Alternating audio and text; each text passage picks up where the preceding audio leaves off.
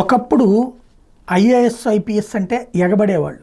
ఇప్పుడు అవి పనికిరాని పోస్టులు అనే కంటే కూడా కేవలం మాటలు చెప్పడానికంటే అదొక స్వేచ్ఛాయుతమైనటువంటి పదవులు.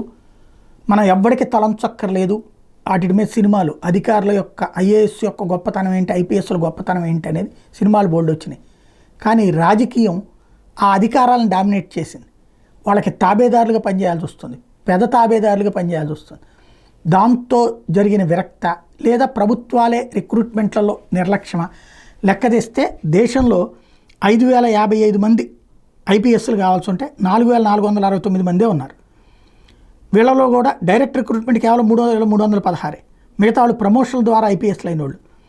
అత్యధిక ఐపీఎస్లు ఉన్నటువంటి రాష్ట్రం ఉత్తరప్రదేశ్, ఎందుకంటే పెద్ద జనాభా ఉన్నారు.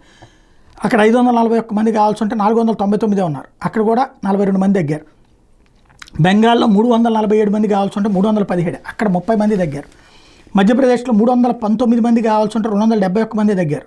271 మందే ఉన్నారు, అంటే దగ్గరగా 50 మంది తగ్గారు. అక్కడ మహారాష్ట్రలో 317 మంది కావాల్సి ఉంటే 299 మంది ఉన్నారు, అక్కడ 18 మంది తగ్గారు.